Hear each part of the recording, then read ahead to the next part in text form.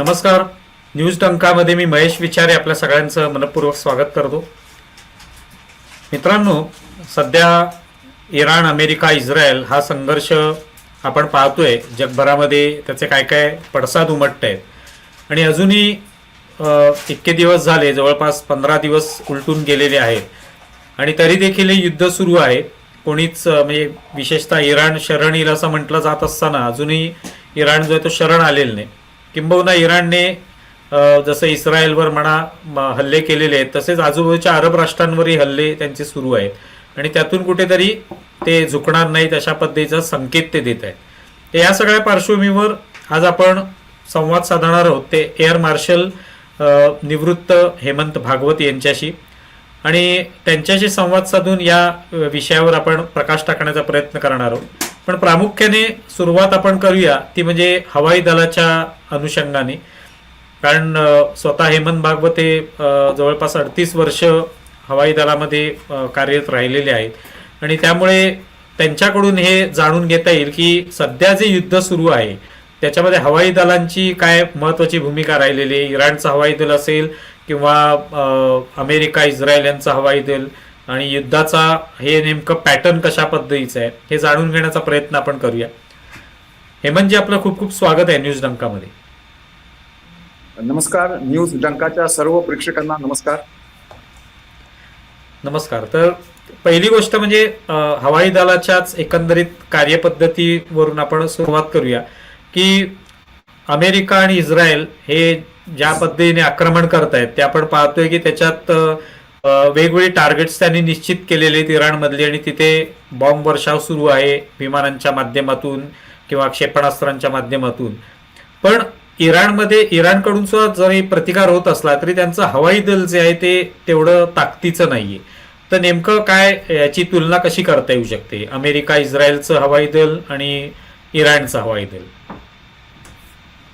तसं बघितलं तर काहीच तुलना होऊ शकत नाही. याचं कारण आहे की एक तर 1979च्या क्रांतीनंतर इराणचं जे हवाई दल आहे ज्याची सगळी इन्व्हेंटरी अमेरिकन होती, त्या इन्व्हेंटरीला अमेरिकेचा सपोर्ट पूर्णपणे संपला आणि तुमच्या विमानांना जो मेंटेनन्स सपोर्ट लागतो, स्पेअर पार्ट्सचा सपोर्ट लागतो, तो संपल्यानंतर तो फोर्स सस्टेन करणं इराणला फारसं सोपं नव्हतं.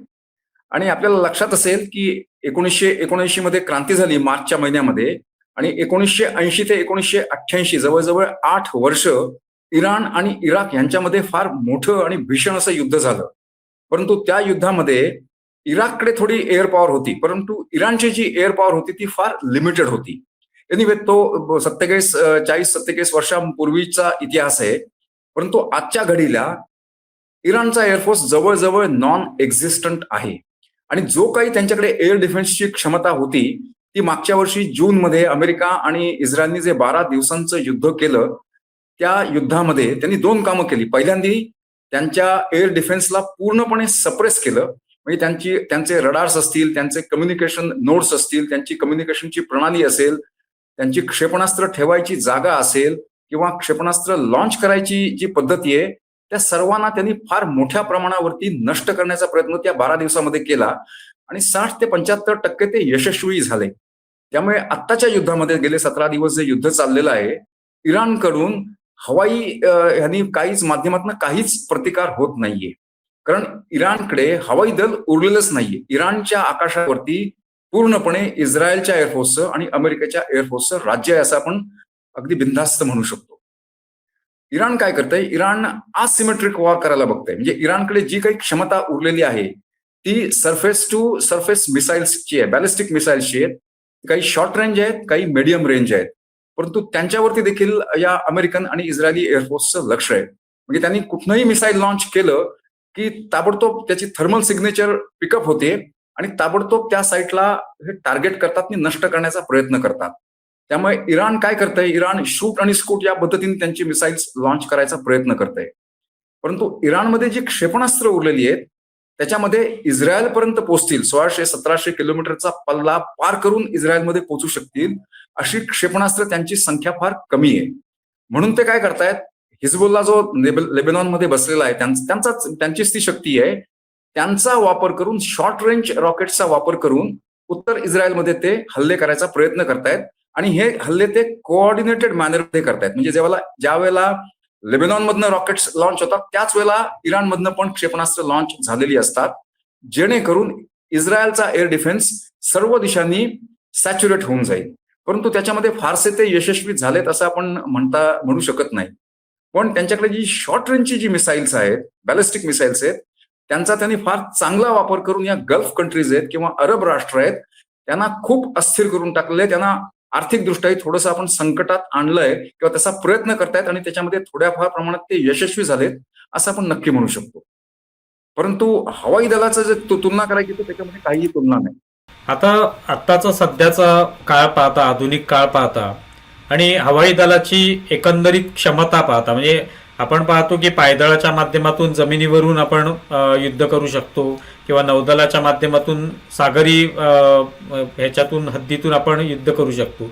पण हवाई दलाची जी ताकद असते ती वेगळी असते. त्याच्यातून वरून सगळं आपण एक प्रकारे आकाश जे आहे ते नियंत्रित करून एखाद्या प्रदेशावर आपण वर्चस्व प्रस्थापित करू शकतो. अशा सगळ्या परिस्थितीमध्ये आगामी काळामध्ये जी काही युद्ध होतील किंवा आत्ता जे युद्ध सुरू आहे किंवा अन्यत्र युद्ध सुरू आहे त्याच्यामध्ये हवाई दलाचं महत्व खूप आहे. अशा परिस्थितीत सुद्धा इराणकडे ही महत्वाची ताकद नाहीये, हे आश्चर्यजनक वाटत नाही का आपल्याला?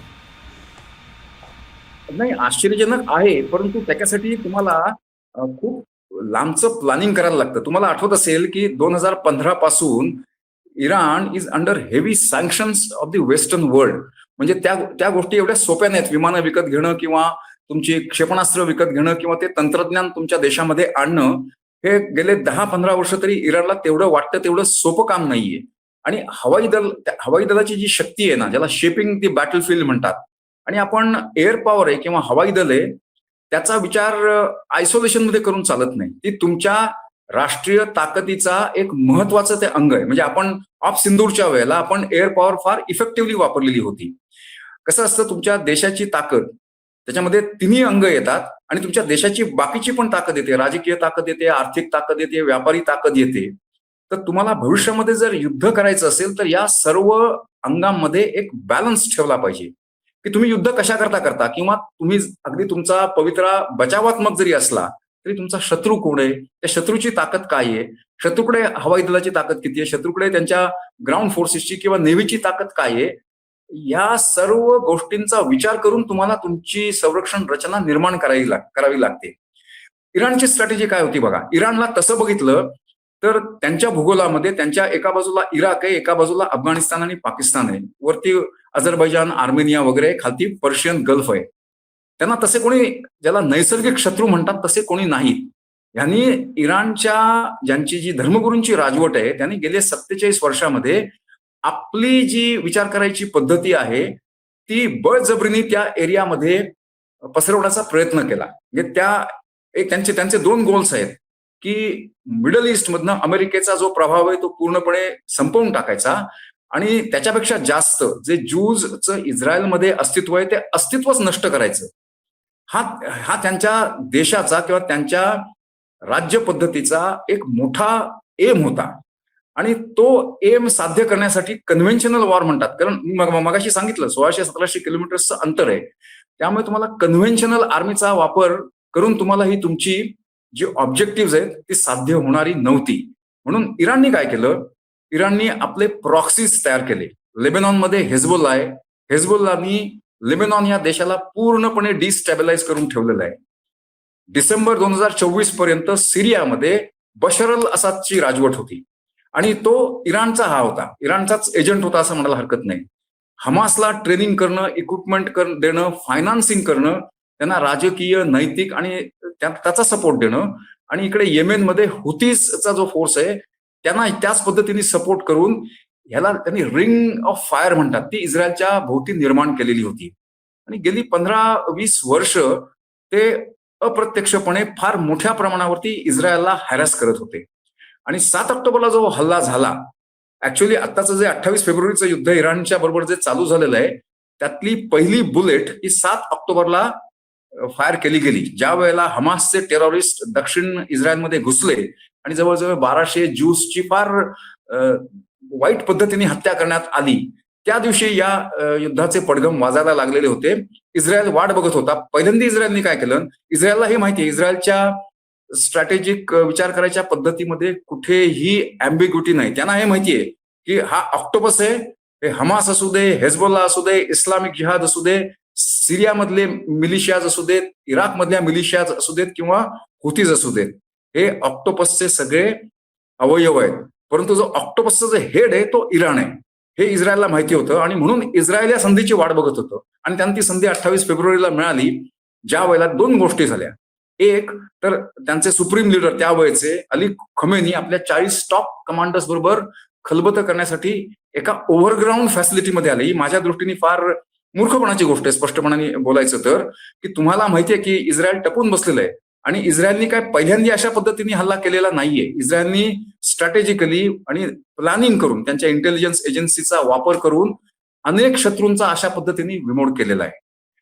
दुसरी गोष्ट अशी झाली की जरी इराण आणि पाश्चिमात्य राष्ट्रांमध्ये 2015 पासून सो कॉल्ड JCPOA म्हणून जी अग्रीमेंट होती, त्या अग्रीमेंटला इराण तंतोतंत पाळत नव्हता आणि त्यामुळे इराणनी जवळजवळ 460 किलो एनरिच्ड युरानियम, जवळजवळ जे 60% एनरिच केलेलं होतं, अशी युरानियमची क्वांटिटी कुठेतरी बाजूला करून ठेवलेली आहे त्यांच्या ज्या न्यूक्लिअर फॅसिलिटीज आहेत तिथून.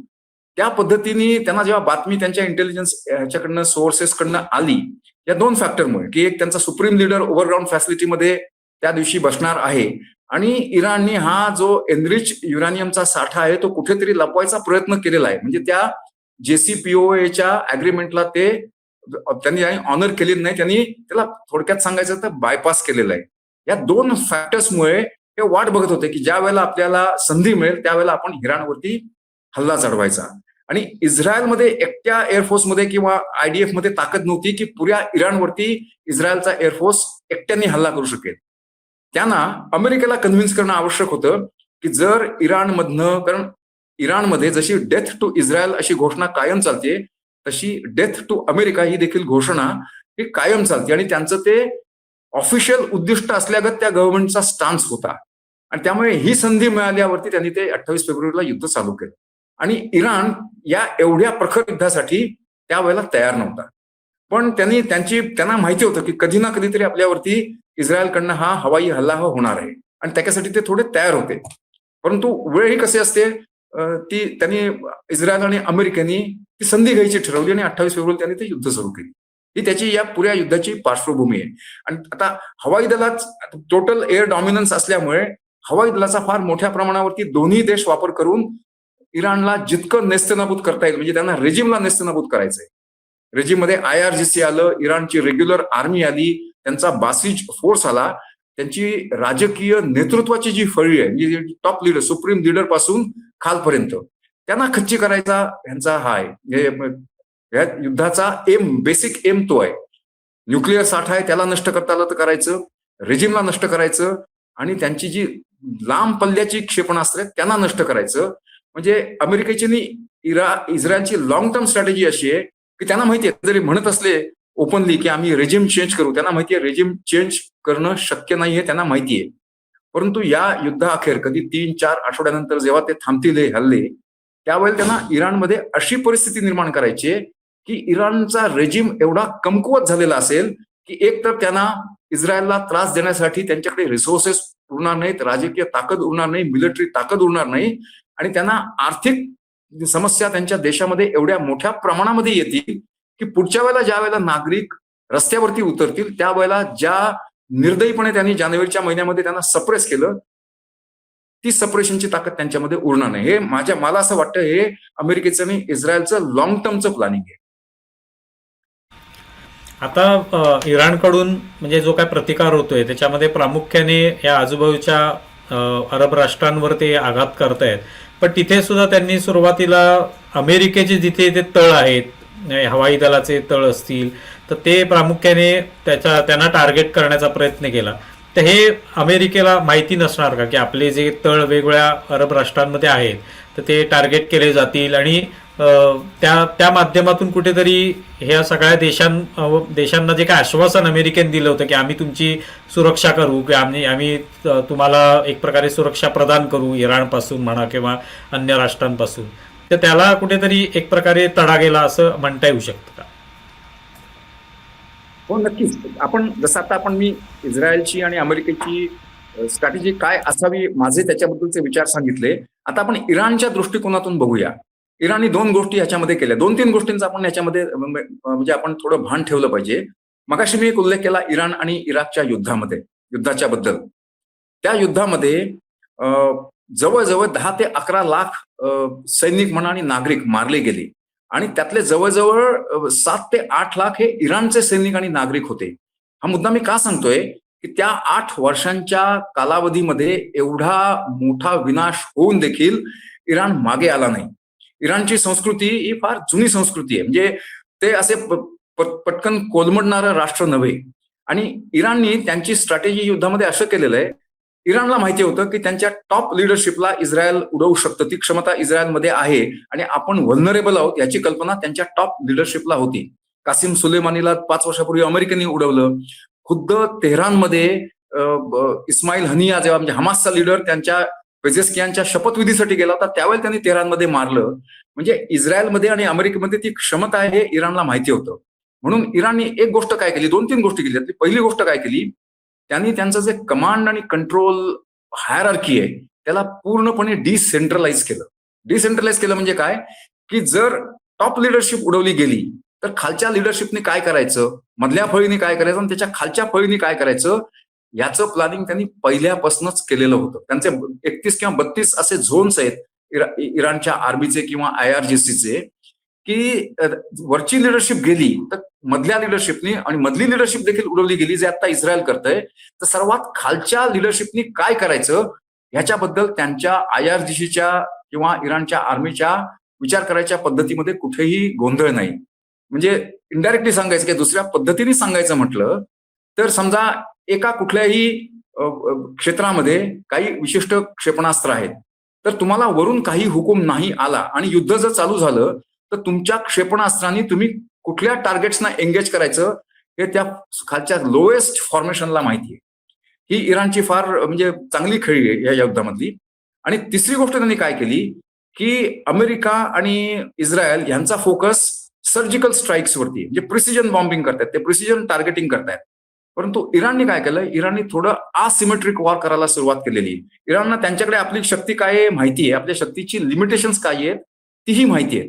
आणि त्यामुळे त्यांच्याकडे असलेली शॉर्ट रेंज मिसाईल्स आणि मुख्यत्वे करून ड्रोन्स आहेत त्यांच्याकडे, तो शहीद ड्रोन आहे, त्यांचा वापर करून ते पुऱ्या गल्फ कंट्रीजमध्ये हल्ले करतायत.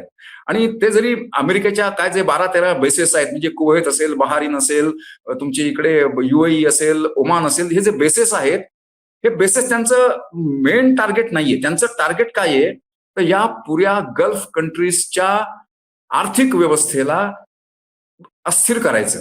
त्यांची USP काय आहे, या गल्फ कंट्रीजची USP काय आहे, UAE असू दे किंवा सौदी अरेबिया असू दे किंवा बहारीन असू दे किंवा कतार असू दे, की आम्ही तिथे हुकुमशाही आहे, तिथे कुठेही लोकशाही नाही, परंतु इतर पैलूमध्ये ते फार स्टेबल देश आहेत.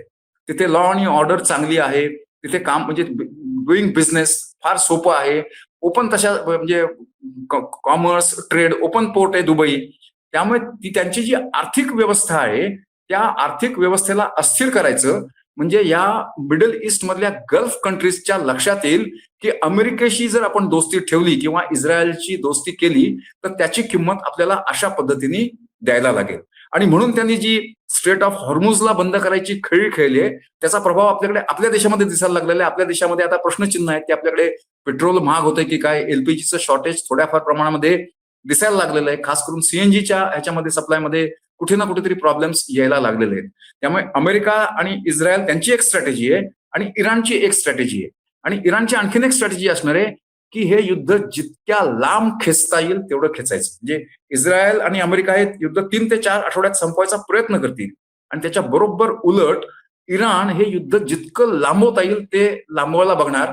मग शेवटी काय होईल, युरोपियन देश असू देत, एशियामधले देश असू देत किंवा खुद्द अमेरिकेमधले लोक आहेत ते म्हणतील की अरे आपण हे युद्ध कशा करता नक्की करतोय.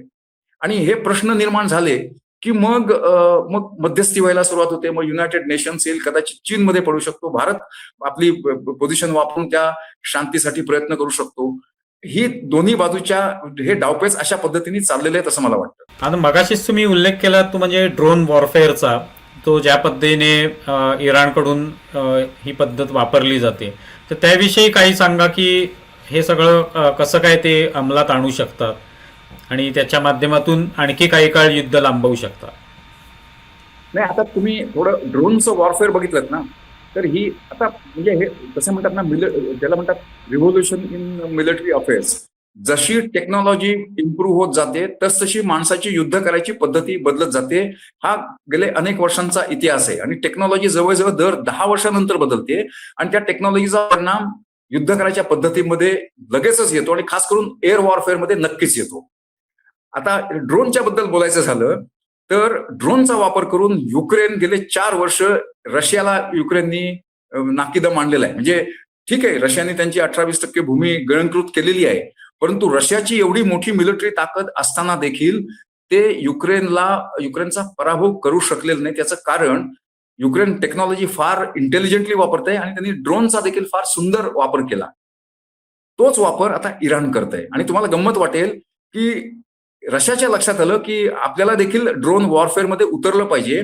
रशिया स्वतः ड्रोन्स मॅन्युफॅक्चर करतच, परंतु रशियानी इराणमध्ये मॅन्युफॅक्चर झालेले शहीद ड्रोन्स त्यांच्या युद्धामध्ये फार मोठ्या प्रमाणावरती युक्रेनच्या विरुद्ध वापरले.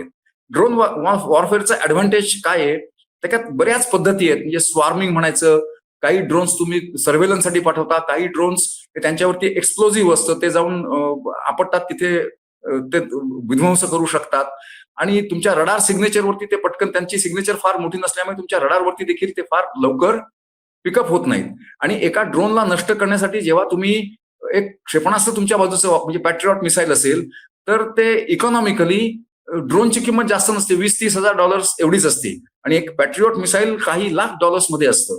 त्यामुळे आर्थिकदृष्ट्या देखील ही जी असिमेट्री आहे त्याचा वापर इराण करायचा प्रयत्न करत आहे.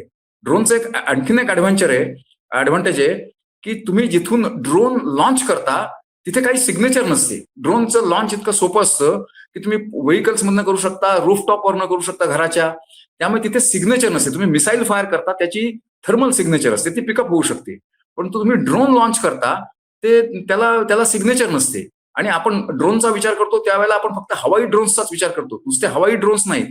आता पाण्याखालनं काही ह्याच्या लेवल खालती जाऊन म्हणजे ज्याला ऑटोनॉमस वेपन्स म्हणतात, म्हणजे एक्सप्लोजिव्ह लेडन सबमर्साईल, ते देखील तुम्ही रिमोटली पायलटेड याच्यासारखं तुम्ही पाण्याच्या खाली देखील त्याचा कंट्रोल करून त्याला तुम्ही टार्गेटवरती नेऊन त्याचा हे करू शकता, वापर करू शकता.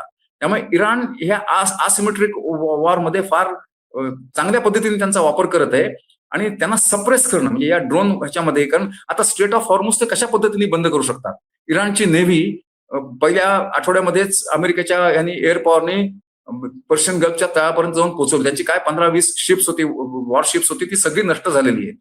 आता ते कसं त्यांनी माइन्स ले करू शकतात. स्ट्रेट ऑफ हॉर्मुझ मध्ये रुंदी जास्त नाहीये, 30-34 किलोमीटर एवढीच आहे. ते माइन्स ते पाण्याच्या खाली ठेवू शकतात, परंतु माइन स्वीपर्स वापरून त्या माइन्सनाही नष्ट करता येतं. मग आता ती जी शिप्स त्या हॉर्मुझच्या ह्याच्यामधून जातील स्ट्रेटमधनं, त्यांना तुम्ही टार्गेट कसं करू शकता, तुम्ही ड्रोनचा वापर करू शकता. ड्रोन्स तुम्ही लॉन्च करायचं आणि तुम्ही ड्रोन लॉन्च करून तिथनं बाजूला झालात की ड्रोन कुठनं आला हे ते तुम्हाला समजत नाही.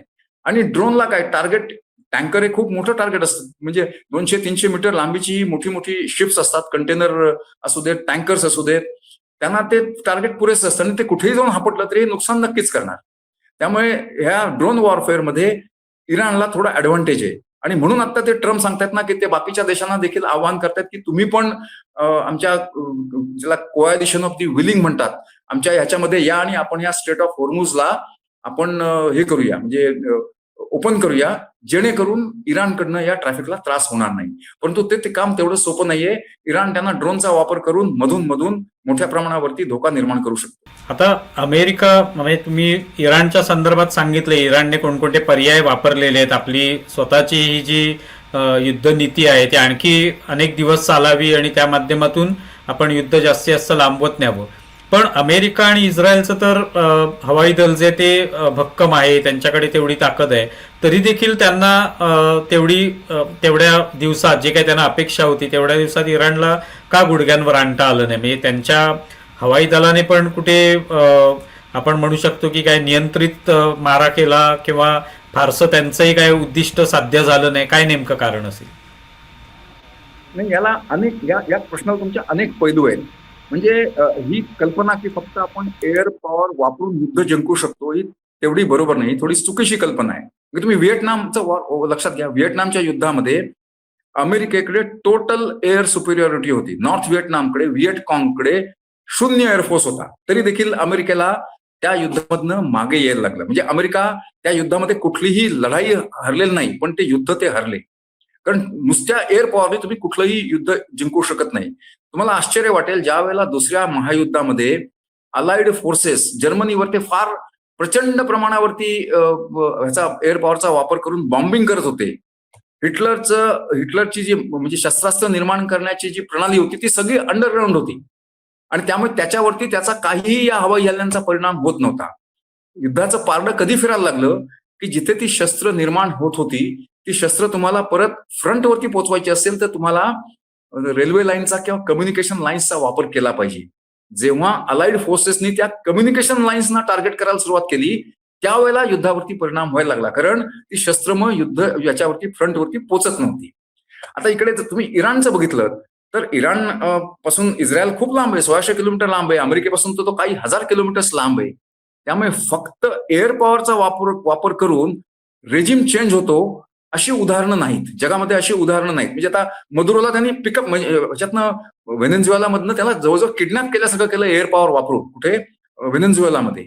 परंतु ते एक एक्सेप्शन होतं. जर तुम्हाला मोठ्या प्रमाणावरती एखाद्या देशातील सत्ता उलटवायची असेल तर एअर पॉवर पुरेशी नाही, त्याला बूट्स ऑन ग्राउंड लागतात. आणि बूट्स ऑन ग्राउंड मध्ये तुम्हाला जर आर्मी तिथे ह्याच्यावरती त्या देशामध्ये पाठवायची असेल तर त्याची फार मोठी किंमत तुम्हाला कधी कधी द्यायला लागतं. जसं जो अमेरिकेला अनुभव इराकमध्ये आलेला आहे आणि त्याच्या आधी अफगाणिस्तानमध्ये देखील आलेला आहे. म्हणजे 20 वर्ष राहून अफगाणिस्तानमधनं अमेरिकेला परत जायला लागलं. इराकला त्यांनी डिस्टॅबिलाइज केली 2003 ह्याच्यानंतर, परंतु त्याच्यानं मध्येच तो आयसिसचा जन्म झाला. इस्लामिक जिहाद, आयसिस वगैरे त्यांचा जन्म झाला. त्यामुळे नुसत्या एअर पॉवरने तुम्ही रेजिम चेंज करू शकत नाही. आणि तो रेजिम चेंज करायचं जे काम आहे ते इराणच्या जनतेनेच केलं पाहिजे आणि ते करतील. आपल्याला एक गोष्ट लक्षात घेतली पाहिजे. आपण जेव्हा इराणचा विचार करतो त्या देशावरती गेले 47 वर्ष या धर्मगुरूंची हुकुमशाही होती. लक्षात घ्या. आपल्याला साधारणपणे हुकुमशाह म्हणजे फौजी माणूस, मग तो झिया असू दे किंवा तो तिकडे नासर असू दे किंवा इकडे जियाउल रहमान असू दे, कदाफी असू दे. परंतु या धर्मगुरूंची जी हुकुमशाही इराणमध्ये आहे, आपण त्यांच्या या रेजिम मध्ये आणि इराणची जी जनता आहे त्यांच्यामध्ये थोडा आपण फरक करायचा दृष्टिकोन ठेवला पाहिजे. इराणची जनता खूप एनलायटन्ड आहे, खूप सुशिक्षित आहे आणि 1979च्या क्रांतीच्या आधी ती मॉडर्निटीकडे झुकणारी होती. म्हणजे मिडल ईस्टमध्ये जी काही राष्ट्र होती, इराक असेल, इराण असेल किंवा इजिप्त असेल, तिथली ती लोक मॉडर्निटीकडे झुकणारे, म्हणजे त्यांचा फेद इस्लाम आहे, परंतु ते मॉडर्निटीकडे झुकणारे लोक होते. त्यामुळे अमेरिकेची स्ट्रॅटेजी फक्त एअर पॉवर वापरून रेजिम चेंज करायची आता अमेरिकन लोकांनाही माहिती आहे. ते बोलतायत की आम्ही रेजिम चेंज करू, पण ते त्यांना शक्य होणार नाही. फक्त एअर पॉवरचा वापर करून याची त्यांना पूर्ण जाणीव आहे. आणि एअर पॉवरमध्ये हे इनहेरंट लिमिटेशन आहे. आणि एअर पॉवरचा वापर करून तुम्ही काय न्यूक्लिअर बॉम्ब टाकू शकत नाही रेजिम चेंज करायला. लक्षात घ्या. त्यामुळे एअर पॉवर हे तुमच्या देशाचं फार महत्वाचं शस्त्र आहे, तुमच्या देशाच्या हातातलं. परंतु ते शस्त्र कशा परिस्थितीमध्ये कुठपर्यंत वापरायचं याची जजमेंट, फाईन जजमेंट असते. ही तुमच्या मिलिटरी कमांडर्सना पण पाहिजे आणि तुमच्या राजकीय नेतृत्वाला तर पाहिजेच पाहिजे. आता तुम्ही ज्या पद्धतीने सांगितलं की फक्त हवाई दलाच्या माध्यमातून आपण एखाद्या प्रदेशावर नियंत्रण मिळवू शकत नाही, त्यासाठी जमिनीवरून सुद्धा कुठेतरी आक्रमण करावं लागतं.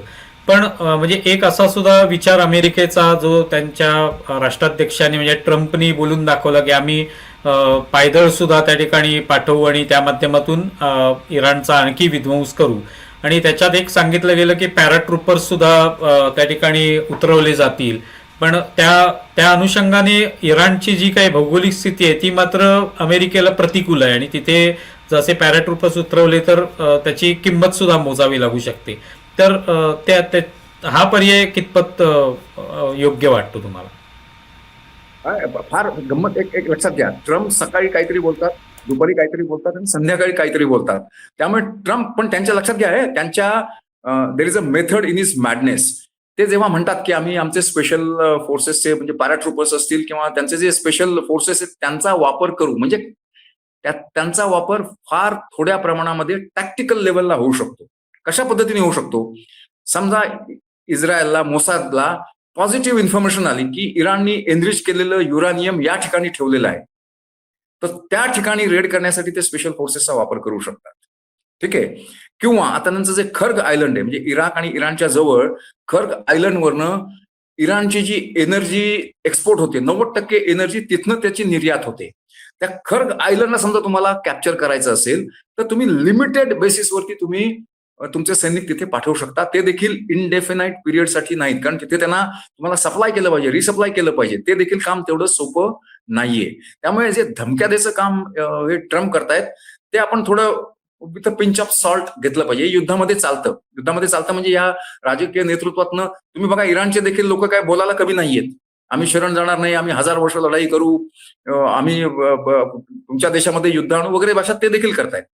त्यामुळे हे जे एक तर थोडं सायकोलॉजिकल वॉरफेअर असतं, त्याच्यामधला हा भाग आहे. अमेरिकेला जर स्पेशल फोर्सेस जर पाठवायचे असतील तर त्यांना पॅराट्रोपिंग करायची आवश्यकता नाही, ते हेलिबॉर्न ऑपरेशन देखील करू शकतात. जसं ओसामा बिन लादेनला मारलं याच्यामध्ये अबोटाबादमध्ये जाऊन अमेरिकन यांनी स्पेशल फोर्सेसनी, तशा प्रकारची काही टॅक्टिकल ऑपरेशन्स इराणमध्ये होऊ शकतात. परंतु मोठ्या प्रमाणावरती आर्मीला ते घुसवण्याची घोडचूक परत करणार नाही, जी त्यांनी इराकमध्ये किंवा अफगाणिस्तानमध्ये केलेली होती, आणि त्याच्यातनं त्यांना नामुष्कीनी बाहेर पडायला लागलेलं होतं. आणि दे आर वायझर. असं मला वाटत नाही की आता तीच परत चूक तिसऱ्यांदा ते करतील. धन्यवाद सर, तुम्ही या सगळ्या विषयांवर हा प्रकाश टाकलात. तुम्हाला आणखी काही या सगळ्या आपण आतापर्यंत जे काही चर्चा केली विस्ताराने, त्याविषयीच एक शेवटचं असं काही महत्वाचं सार तुम्हाला त्या माध्यमातून सांगायचंय का या एकूण युद्धाचं? नाही, एकूण आपण एक मुद्दा अजिबातच चर्चा केली नाही. म्हणजे आपण इराण, इस्रायल, अमेरिका वगैरे त्या प्रदेशांची चर्चा केली, परंतु या युद्धाचा भारतावरती अप्रत्यक्ष प्रमाणात जो परिणाम होतोय ना, तो आपल्याला आपल्या राजकीय नेतृत्वासाठी, आपल्या आर्थिक म्हणजे याच्यासाठी, सिक्युरिटीसाठी थोडासा चॅलेंज आहे. आपल्याला या गल्फ कंट्रीजशी पण मैत्री ठेवली पाहिजे. आपले जवळजवळ 90 लाख भारतीय तिथे काम करतात. आपल्याकडे जो बाहेरनं रेमिटन्स येतो, जवळजवळ 35 ते 38% रेमिटन्स हा मिडल ईस्ट मधनं आपल्याकडे येतो. आणि इराणची देखील आपली तशी दुश्मनी नाहीये. म्हणजे इराणचं जे आत्ताचं जे रेजिम आहे ते फारसं मोठं प्रो इंडिया आहे असं नाही. म्हणजे जे अल खोमेनी मारले गेले, ते कायम काश्मीरच्या मुद्द्यावरती भारताच्या विरुद्ध OIC मध्ये बोलायचे. परंतु पारंपरिक दृष्ट्या बघितलं तर पर्शियन सिव्हिलायझेशन आणि इंडियन सिव्हिलायझेशन या दोन सभ्यतांमध्ये फार चांगले संबंध होते, खास करून प्री इस्लामिक एरामध्ये. तर भारताच्या नेतृत्वाला हा थोडासा चॅलेंज आहे की आपल्याला यांच्यामध्ये बॅलन्स ठेवला पाहिजे. म्हणजे आपल्याला आपली माणसांचं पण आपल्याला तिकडे वेलफेअर बघायचं आहे. आपल्याला तिकडून जो एनर्जी मिळते, स्ट्रेट ऑफ हॉर्मुझ बंद झाल्यामुळे काय होणार आहे, आपल्याला आता जो एलपीजीचा शॉर्टेज आहे, आपण काय एलपीजी इराणमधनं घेत नाही, आपण तर कतारमधनं आणतो गॅस, परंतु कम्युनिकेशन लाईन बंद होते. स्ट्रेट ऑफ हॉर्मुझ बंद होते म्हणजे कम्युनिकेशन लाईन बंद होते. त्यामुळे भारताच्या दृष्टीने हे युद्ध जितक्या लवकर संपेल, एनर्जी सिक्युरिटीच्या दृष्टीने ते चांगलं आहे. परंतु आणखीन 1-2 मुद्दे असे आहेत की भविष्यामध्ये आपल्याला इस्रायलशी देखील मैत्री ठेवणं अत्यंत आवश्यक आहे. तितकीच मैत्री आपल्याला अमेरिकेशी देखील ठेवणं आवश्यक आहे. कारण भविष्याचा विचार केला तर भारताला पुढचे 10-15 वर्ष सुस्थिरता पाहिजे. आणि सगळ्यात महत्वाची गोष्ट म्हणजे ऍडव्हान्स आणि मॉडर्न जी टेक्नॉलॉजी आहे, ज्याच्यामध्ये आपल्याला इस्रायल किंवा अमेरिका मदत करू शकतात. व्यापार असू दे, टेक्नॉलॉजी असू दे, सामरिक शक्ती असू दे, युद्धामधली टेक्नॉलॉजी असू दे, त्या गोष्टी आपल्याला इस्रायल आणि अमेरिकेकडनंच मिळू शकतात. अमेरिकेचं सोडा, परंतु इस्रायल, इतिहास असं सांगतो की इस्रायल भारताच्या बाजूनी कायम उभा राहिलेला आहे. मग ते 71चं युद्ध असू दे, कारगिलचं युद्ध असू दे, अगदी ऑफ सिंदूर पर्यंत ते चकमक असू दे, इस्रायल आपला हा मित्र आहे. आपल्याला इस्रायलशी पण चांगले संबंध ठेवायचे आहेत, गल्फ कंट्रीजशी चांगले संबंध ठेवायचे आहेत. कारण आता या मिडल ईस्टमध्ये UAE असू दे किंवा सौदी अरेबिया असू दे, त्यांनी त्यांची जुनाट विचार करायची जी पद्धत आहे ती सोडून आता ते देखील मॉडर्निटीकडे झुकतायत असं दिसतंय. म्हणजे तो आपला जो I2, U2 वगैरे जो आपल्याला कम्युनिकेशन चॅनल्स उघडायचे, त्यामुळे आपल्याला गल्फ कंट्रीजशी देखील चांगली दोस्ती ठेवायचे. त्याच वेळेला इराणच्या लोकांशी देखील किंवा राष्ट्राशी देखील आपले संबंध फारसे तोडून चालणार नाही. त्यामुळे भारताच्या नेतृत्वासाठी हा एक मोठा चॅलेंज आहे आणि माझं असं मत आहे की तो चॅलेंज आत्ताच्या नेतृत्वाने, राजकीय नेतृत्वाने फार समर्थपणे पेललेला आहे आणि पुढच्या 1-2 आठवड्यामध्ये हे युद्ध ह्याच्यामध्ये कंट्रोलमध्ये यावं अशी अपेक्षा आहे.